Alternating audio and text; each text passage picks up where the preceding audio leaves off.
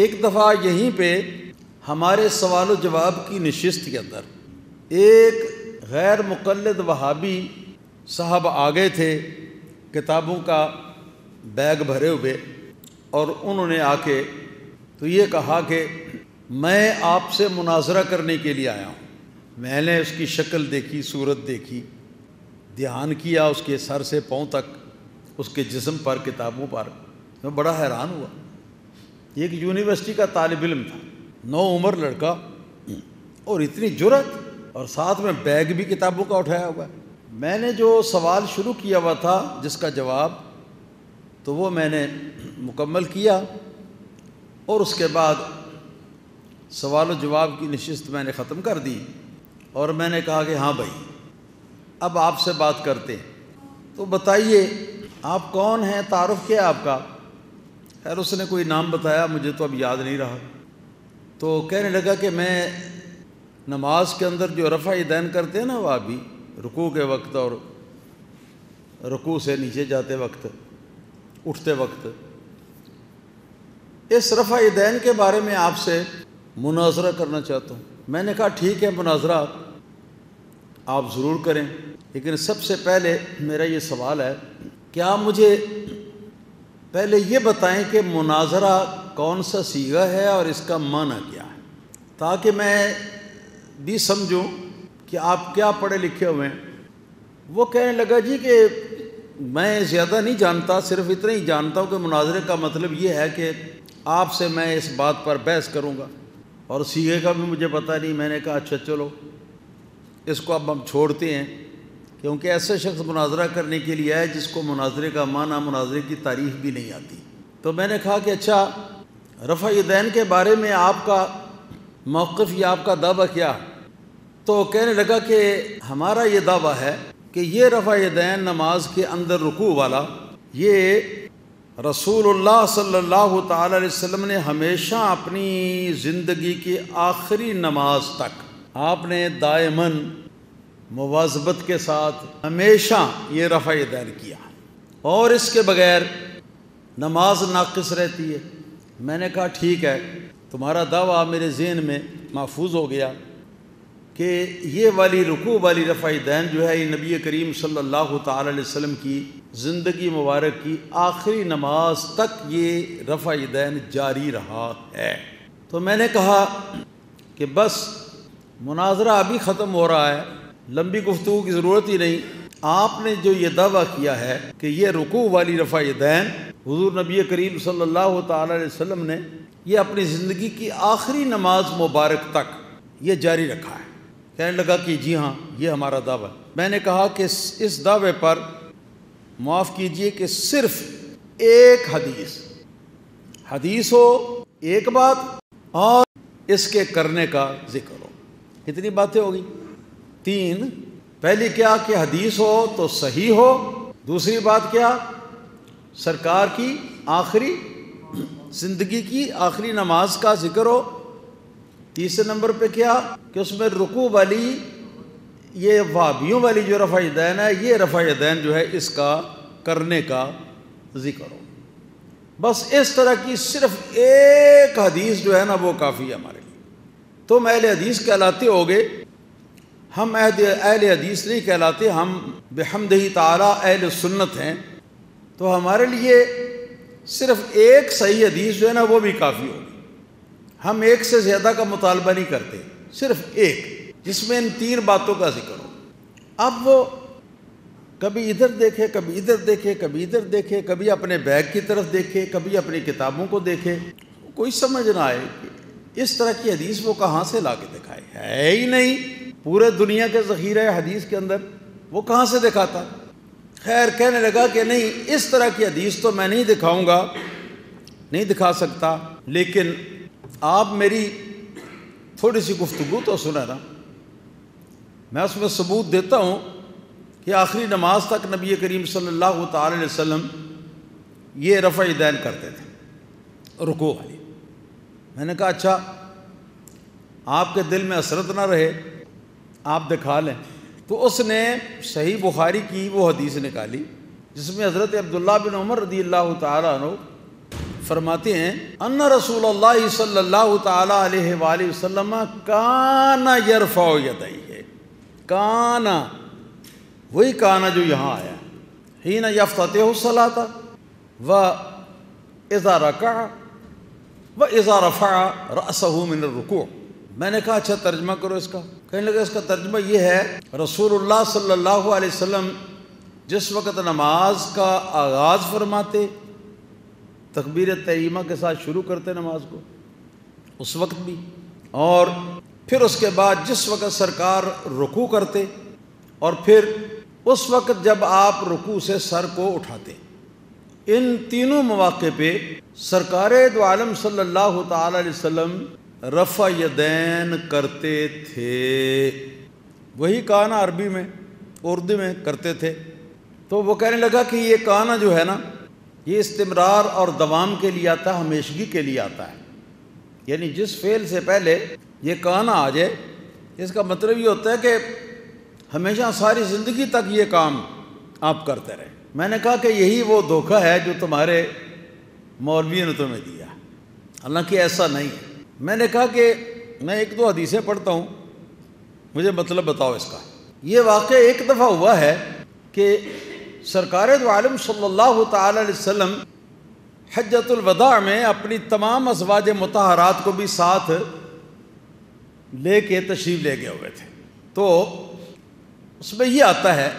کہ رسول اللہ صلی اللہ تعالی علیہ وآلہ وسلم کے بارے میں ام المومنین رضی اللہ تعالیٰ عنہ فرماتی ہیں، حج کے ارکان جب پورے ہو گئے، سارے سب افعال مکمل ہو گئے، تو اس کے بعد ایک رات کو رسول اللہ صلی اللہ تعالیٰ علیہ وآلہ وسلم پہلے اپنی ایک بی بی صاحبہ کے خیمے کے اندر تشریف فرما ہوئے اور آپ نے مباشرت فرمائی، پھر دوسری بی بی صاحبہ کے خیمے تشریف فرما ہوئے، ان کے ساتھ مباشرت فرمائی، یہاں تک کہ 9 بیویاں سرکار کی اس وقت تھیں آپ کے ساتھ۔ 9 بیویوں کے ساتھ سرکار دو عالم صلی اللہ علیہ وسلم نے ایک ہی رات میں آپ نے اس وقت مباشرت فرمائی، اور اس درمیان میں نبی کریم صلی اللہ تعالی علیہ وسلم نماز والا وضو جو ہے نا، وہ ہر مباشرت کے بعد استنجا کے ساتھ یہ فرما لیتے تھے، غسل آپ نے اس کے بعد فرمایا۔ یہ ہے جی ایک واقعہ، ساری زندگی مبارک میں ایک واقعہ، ایسا دوسرا واقعہ نہیں ہے۔ اور اس کو جب امہات المومنین نے بیان کیا، کیونکہ امہات المومنین کو حکم تھا کہ سرکار دو عالم صلی اللہ علیہ وسلم کے جو گھر کے مخفی معمولات ہیں جن پر لوگوں کو اطلاع نہیں ہوتی، ان کے بارے میں وہ جو خواتین ان کے پاس آئیں ان کو یہ بتایا کریں، کیونکہ آدھی زندگی ہماری گھر سے باہر ہے جس کا لوگوں کو پتہ ہوتا ہے، آدھی زندگی ہماری گھر کے اندر ہے پردے میں، اس کا لوگوں کو پتہ نہیں ہوتا، اور ہم چاہتے ہیں کہ اس کا بھی لوگوں کو پتہ چل جائے تاکہ وہ بھی اپنے گھر کے اندر پردے کی جو زندگی ہے اس کو ان کو پتہ ہو کہ کس طرح گزارنا، یہ مقصد تھا۔ تو حضرت ام المومنین رضی اللہ تعالی عنہا بیان فرماتی ہیں، اس کو میں نے اس سے کہا مناظرہ کرنے والے سے کہ وہاں پر بھی یہی کانا ہے، ہاں جی، کانا رسول اللہ صلی اللہ تعالی علیہ وآلہ وسلم یباشر نساءہ فی لیلۃ واحدۃ، جس کا معنی ہے کہ رسول اللہ صلی اللہ علیہ وسلم اپنی تمام ازواج مطہرات سے ایک رات کے اندر آپ اپنی تمام ازواج مطہرات کے ساتھ مباشرت فرمایا کرتے تھے۔ میں نے کہا یہی لفظ یہاں پر بھی ہے، حالانکہ یہ صرف زندگی میں ایک بار کا واقعہ ہے۔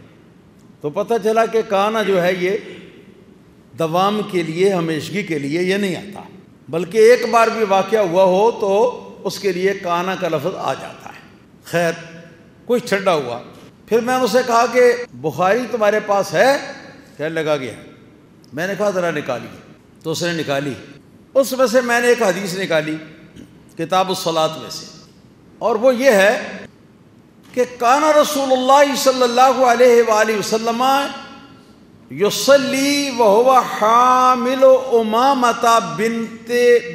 زینب، امامۃ بنت زینب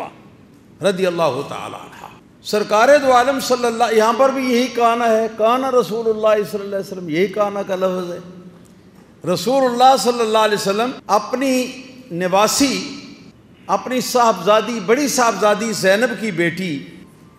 امامہ رضی اللہ تعالی عنہا بھی بچی تھیں، تو ان کو اپنے کمر کے اوپر اٹھائے ہوئے آپ نماز پڑھتے تھے۔ اس حدیث کے اندر ہے، معنی اس کا یہ بنتا ہے لفظی، اس طرح ان کو اٹھائے ہوئے نماز پڑھتے تھے۔ جب آپ سجدے میں تشریف لے جاتے تھے تو بھی وہ کمر کے اوپر ہوتی، اور جس وقت سجدے سے آپ نے سر کو اٹھانا ہوتا تو رسول اللہ صلی اللہ تعالی علیہ وآلہ وسلم ان کو کمر کے اوپر لیے ہوئے، والا حاض القیاس، نماز کے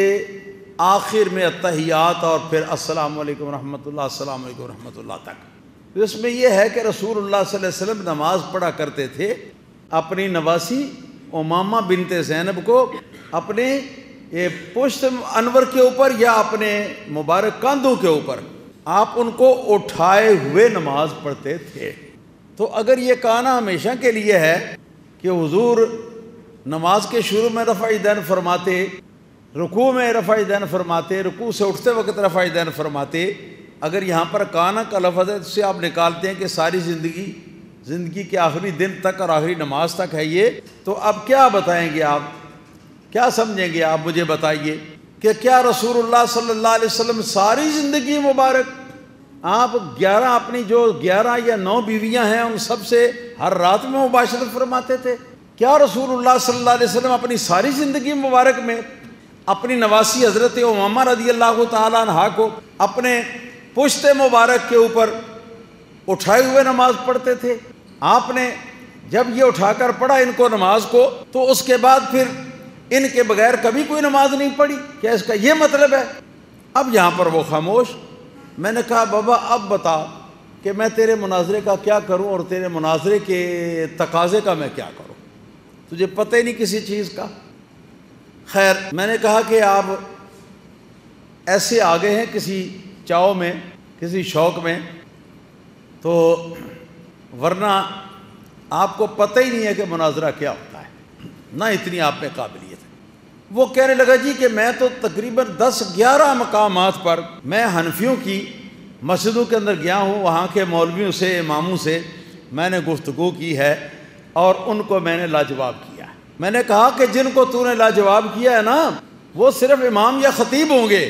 وہ عالم دین نہیں تھے۔ اگر عالم دین ہوتے تو تجھ جیسے جاہل کو وہ پہلے راؤنڈ میں ہی وہ آؤٹ کر دیتے۔ تو میں نے کہا کہ پھر یہ ہے کہ تم کوئی ایسا مناظر لاؤ میرے ساتھ مناظرہ کرنے کے لیے جو تمہارا پڑھا لکھا عالم دین اور مناظر ہو، اور تمہاری جماعت کے جو علماء ہیں نا وہ اس کے بارے میں ایک تحریر لکھ کر دیں کہ اگر یہ جیت گیا تو ہم سب کی جیت، اور اگر یہ ہار گیا تو ہم سارے وہابیوں کی ہار، یہ لکھوا کے لاؤ تو پھر میں مناظرہ کروں گا۔ پھر میں نے لکھ دیا ایک کاغذ کے اوپر یہی جو اس نے دعویٰ کیا تھا کہ رسول اللہ صلی اللہ علیہ وسلم نے اپنی زندگی مبارک میں آخری نماز تک رکوع والی رفع یدین کی ہے۔ یہ حدیث بقول اس کے یہ الفاظ لکھ کے نیچے میں نے یہ لکھا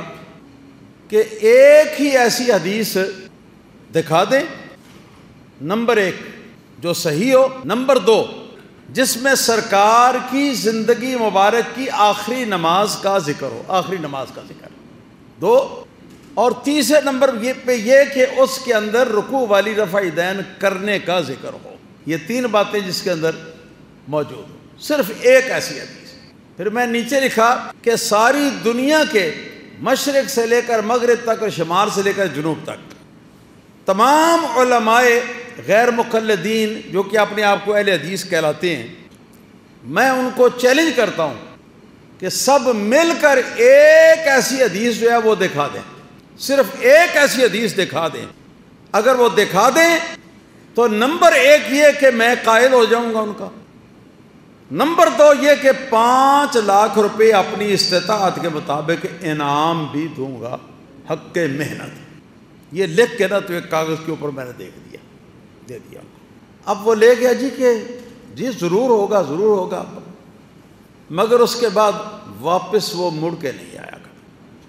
کبھی بھی نہیں آیا۔